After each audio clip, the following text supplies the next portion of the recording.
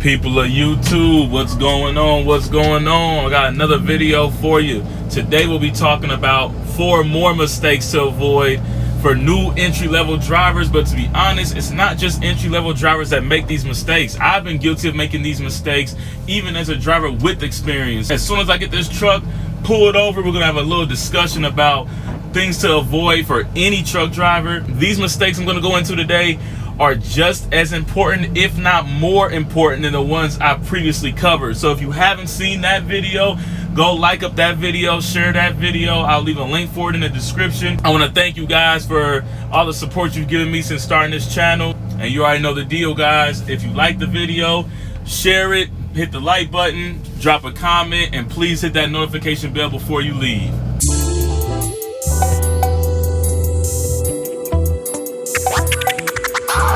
Let's get right into this list, and I do want to give a disclaimer. This list is in no particular order, so there isn't a list of from the most important to the least important. All 4 of these are equally as important, and I'm going to just start with one of the ones that I know that I struggle with the most, and that is not taking the time to properly rest and driving while fatigued. And I know that you hear that in school and you hear that a lot, and obviously you shouldn't drive tired, and we all know that, but sometimes you don't even understand that you're falling asleep and you think that you're still rocking and rolling. You'll get an energy drink, you'll throw it back, and you think you're good to go. I couldn't tell you how many times that I had a Red Bull or any type of energy drink. I'm moving down the road, and somehow out of nowhere you just do this number. I would always abide by this general rule. You should stop before you even hit this number one time. If you hit that, it's over. You cannot drive and wake yourself back up after you already had that moment of falling asleep. It's impossible because your body is already crashing. It's telling you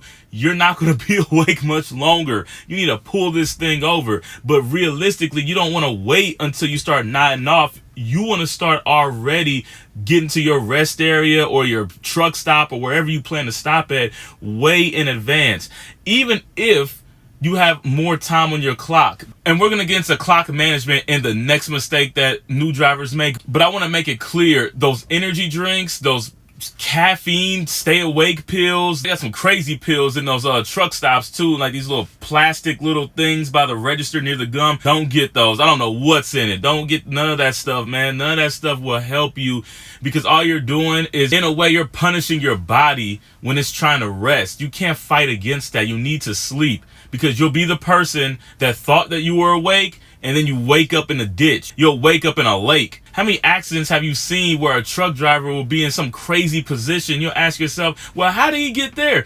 9 times out of 10, it's because of fatigue, not paying attention, being drowsy, not being alert. It's not worth the money. Don't kill yourself trying to stay awake for the money. And for you brand new drivers that's getting straight out of CDL school, you're not even going to be able to stay awake for 9, 10, 11 hours driving nonstop. You had to build up to that. You had to increase your stamina to even stay awake for longer than maybe 7 to 8 hours, because that's new to you. You haven't driven an 18-wheeler for a long amount of time, so you had to pace yourself.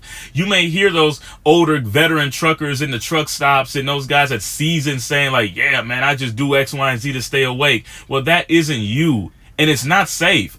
No disrespect to those guys, it's not safe. I've done it. I thought I was good to go, and I woke up hearing rumble strips. And I thank God that I was able just to make that mistake and not to repeat it. You don't want to find yourself in a bad accident or worse because you didn't want to take the time to rest. And that's going to lead me into my second mistake that a lot of drivers make, and that's not utilizing your clock fully and wasting valuable time. There is a delicate balance between resting, taking proper breaks, getting sleep, and utilizing the most of your clock. There is a fine balance, and in the beginning you're not going to understand that. The longer that you drive, you'll learn this balance. Primarily, a lot of time is wasted in truck stops. I know guys want to talk and shoot the breeze with you and chop it up, but when you're on a mission, you gotta go. You're in there, you use the bathroom, handle your hygiene business, eat, do your program, and after that, you gotta get back to it. The sooner you get to your destination is the sooner you can get another load to make more money. But again, going back to that first tip,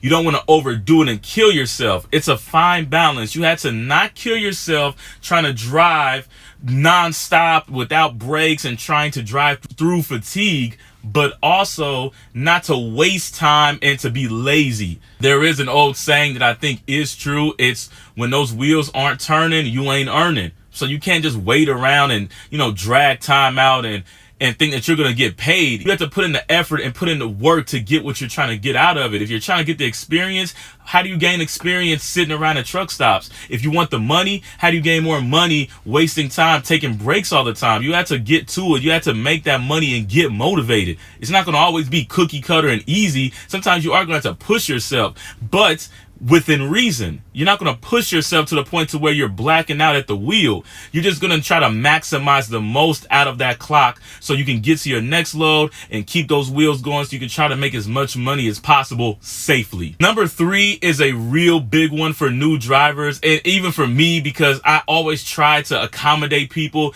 It's not knowing how to say no. You're not going to always be able to do what your dispatcher or your driver manager tells you to do because you are the captain of the ship. They're not in the truck with you. They can't see what you see. Sometimes you have to be that person and you have to make a judgment call. If you see something unsafe, if you see something wrong with your equipment, or if you see something that's wrong with your trailer, or you see something that's wrong with the road, conditions aren't safe for driving, or you're not able to make a certain turn, or you're not able to fit, you need to call and let them know, I'm sorry, ma'am, sir, I can't do this.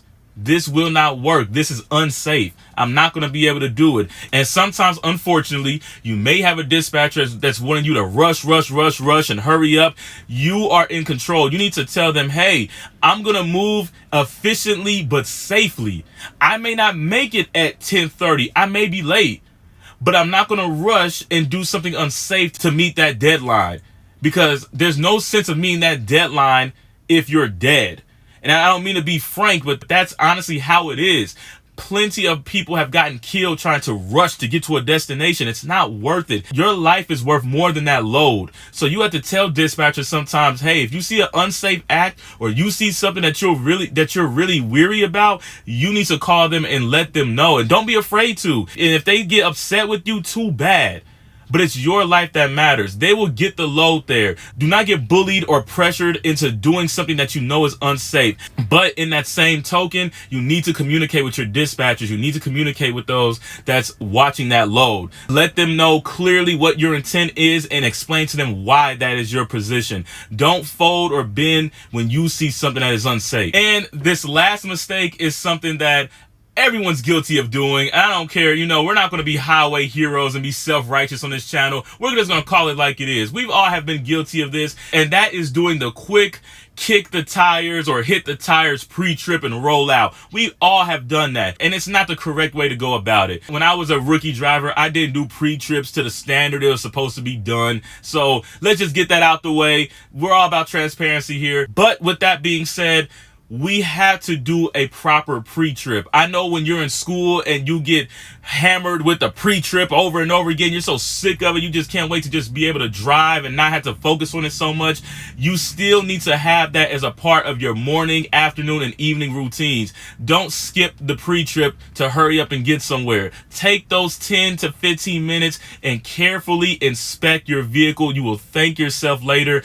And I have a personal story to tell you why it's so necessary to check your equipment, especially if you're hooking up to new trailers and you're doing drop and hooks. You really need to check the entire truck. Now, I mean truck and trailer. Get up under there with a flashlight, inspect what's going on, do your brake test. It can be a matter of life and death sometimes. My wife and I got a trailer from a Walmart, and from first glance, it looked good to go. I got under there and everything seemed okay, but my gut or my intuition or whatever you want to call it was just telling me to go back and do one more once over. Crazy enough, what I noticed was there was a crack in one of the brake chambers in the rear of the trailer, but it wasn't noticeable at first. I would have just glanced over it and kept going. I had to really inspect it and really get close to it. I took all the air out of the brakes and I built it back up, and I started to kind of drive around their parking lot. I could actually hear air hissing from the chamber, from the driver's seat with the window rolled down. That noise from the brake chamber got louder and louder and louder. And luckily for me, there was a Love's across the streets. We were actually stuck there for 10 hours while the mechanics at Love's were fixing that brake chamber. I wouldn't have even noticed it if I just hooked up and left. The air was rushing out of that brake chamber. That was basically a brake chamber that wasn't operable. And imagine if I didn't have full control over my brakes on an interstate. That's very dangerous and it's not worth it. That's why you always need to make sure you check that pre-trip. Always do a second glance before you just take off. If you can avoid these mistakes and avoid the 4 mistakes I gave you previously, you'll be so far ahead of the game. You'll be able just to have an easy, smooth transition from being the rookie to being the intermediate driver to being an experienced driver. I hope these tips are helpful for you. And if you like the video, please do me a favor, hit the like button, share the video, subscribe to the channel. Until next time, it's Gene rolling out.